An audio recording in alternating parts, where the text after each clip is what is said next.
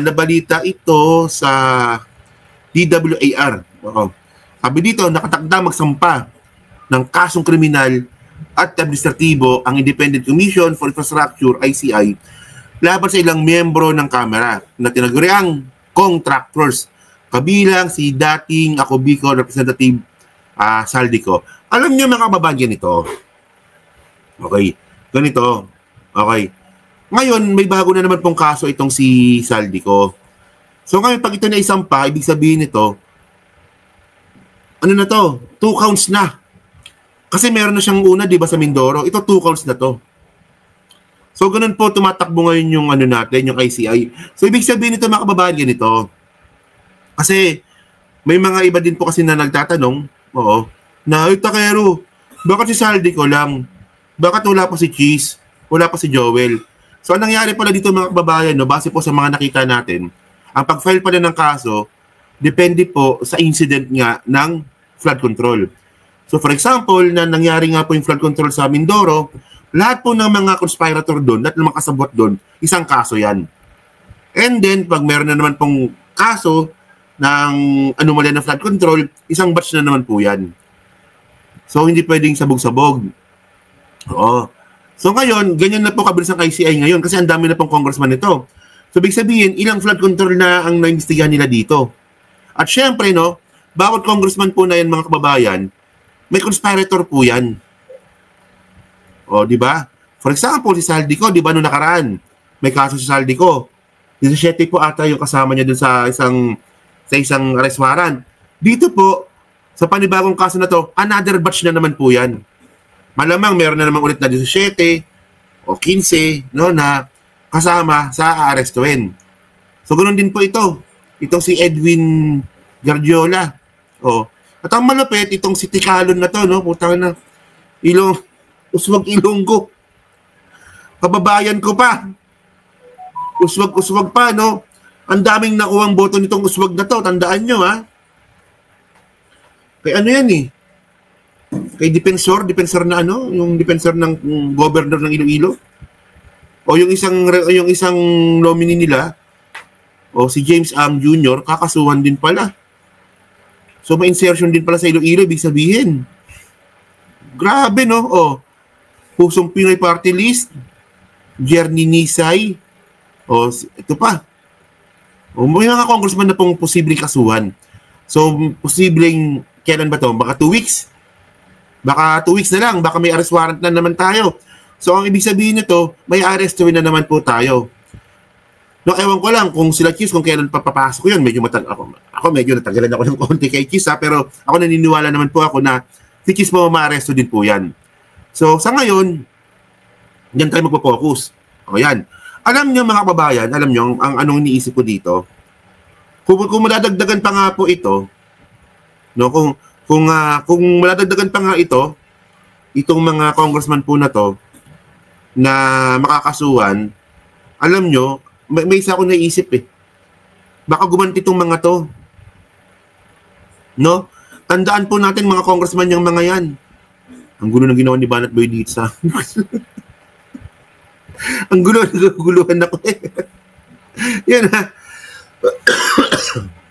So ngayon ito 146 tayo, no?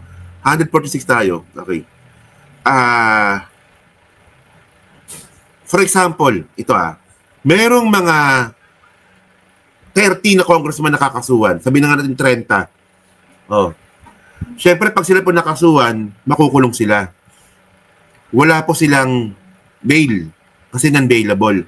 Ano ang pwede nilang gawin para mapigilan yung pag-aresto sa kanila?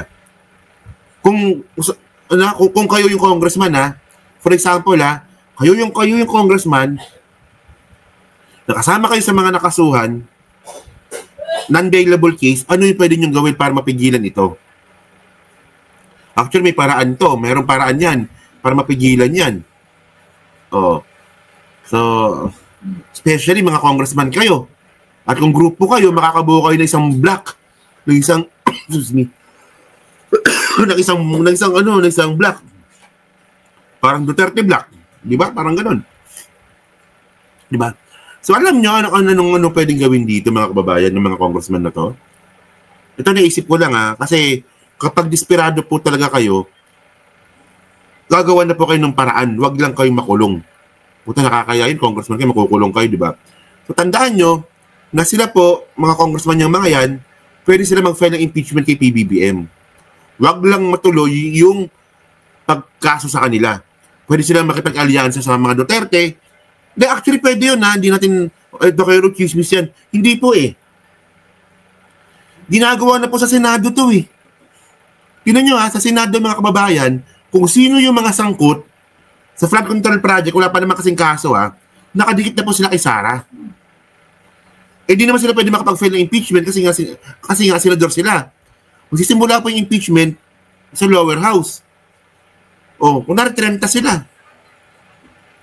Ganyan kung 30 o kaya 20. Siyempre may mga kaibigan yan. Yung mga congressman. Si Toby Chanco, di ba sabi, babaliktad na raw po siya. Pwede sila mag-file ng gawa-gawang impeachment. Isama mo pa si Kiko Barsaga. Sama mo pa yung mga gagong mga nakabayan black. So marami sila. Di ba? Makaka-impluwensya po yan.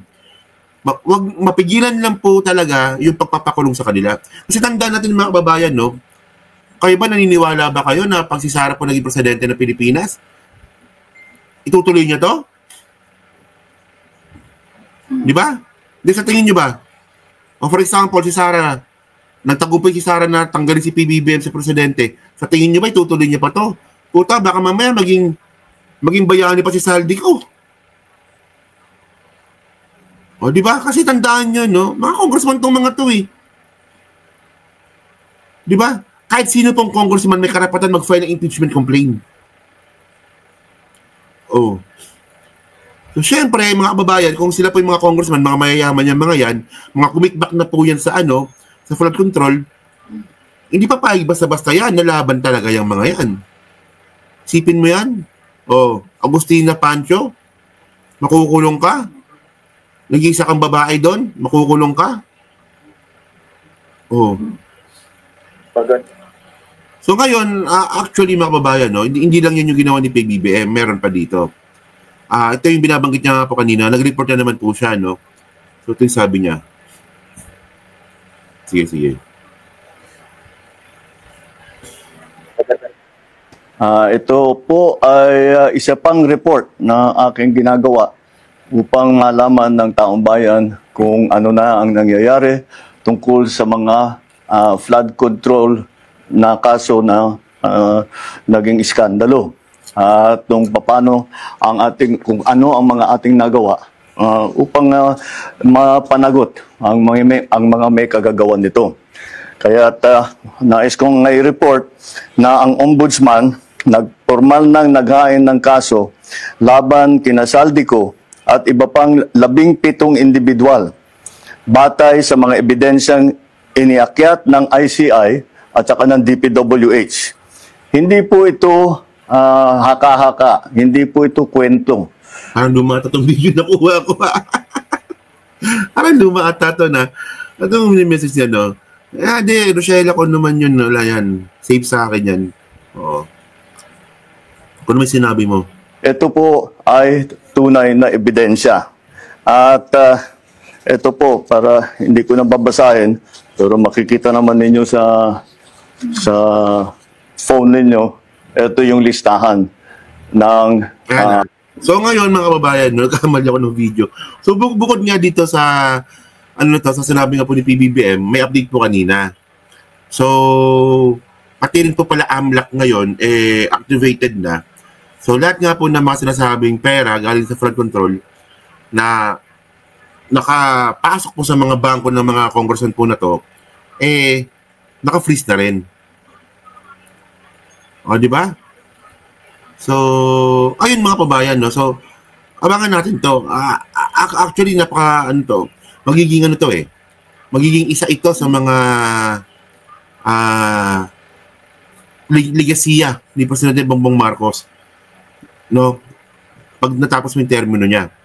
Sana nga, huwag na matapos yung termino Sana nga, siya na lang